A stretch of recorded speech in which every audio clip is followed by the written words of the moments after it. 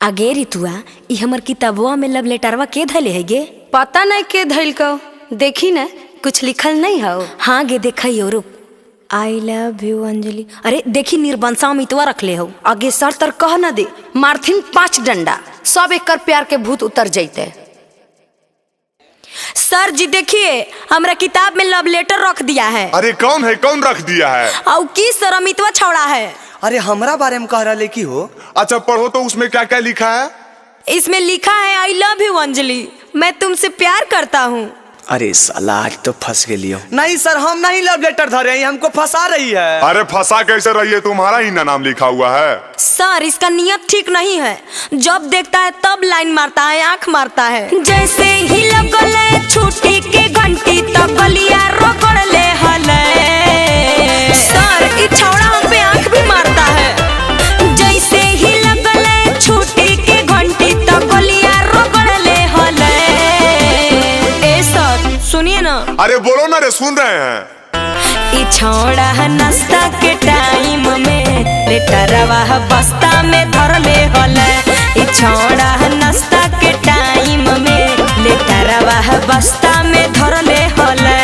नहीं सर ये लड़की हमको फंसा रही है। की फंसा रही हो रे? तो हमरा से प्यार नहीं करोगे? नहीं तो हमरा आई लव यू मैसेज नहीं कहनी है, खाई तो अपन मैया क्रिया। आई गे माई केते झूठ बोलो रे। छुट्टी के बाद जब बहरा में मिलले त देखी देखी हंसल हले। अरे कब हंसली रे जरी बताई तो। छुट्टी के बाद जब बहरा में मिलले त देखी देखी हंसल हले। नहीं सर ई छौड़ा बिल्कुल झूठे बोल रहा है। झूठे बोल रही होगे? तू हमरा से चॉकलेटवा नहीं मांगो नी। हाय गे मैया ई छौड़ा केते झूठ बोले पगलवा रे। हे हाय देखो ई कलमा धा के आँखिए में भोंक देबो। मारबो न टूटी। ई छौड़ी झूठे बोलो है सरजी, हमरा से पहले से फसल हले। ई छौड़ी झूठे बोलो है सरजी, हमरा से पहले से फसल हले। अरे छौड़ा ज्यादा मत बोल, कहियो तोरे से पटल हली होगे बतावी दे।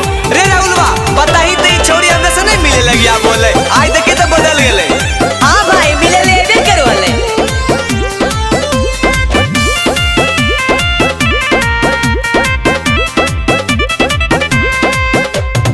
झूठो फसाबो है हमारा नाम हो, हम नहीं करलिए सरजी ऐसा ना काम हो। दोनों के साजिश है।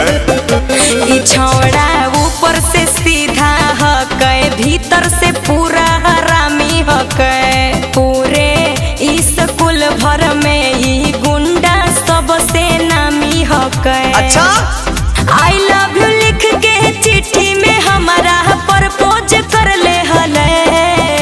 देख पहले के चर्चा मत कर, जे बीत गेल हटाओ। आई लव यू लिख के चिट्ठी में हमारा प्रपोज कर ले हले। हमको आई लव यू बोला था सर। अच्छा तो तुम हमको आई लव यू टू नहीं बोली थी? अरे हाँ रे बोललियो हल तो तू चॉकलेटवा देले हल तब ना। हमरा नहीं पता हलो कि तू हकीकत समझ ले मी। अच्छा अब हम समझे, ये छौड़िए छौड़ा के बिगाड़ा है। ई छौड़ा नाश्ता के टाइम में लेटरवा बस्ता में धर ले हले। ई छौड़ी झूठे बोलो है सरजी, हमरा से पहले से फसल हले। अरे अरे अरे आओ की बोलनी रे?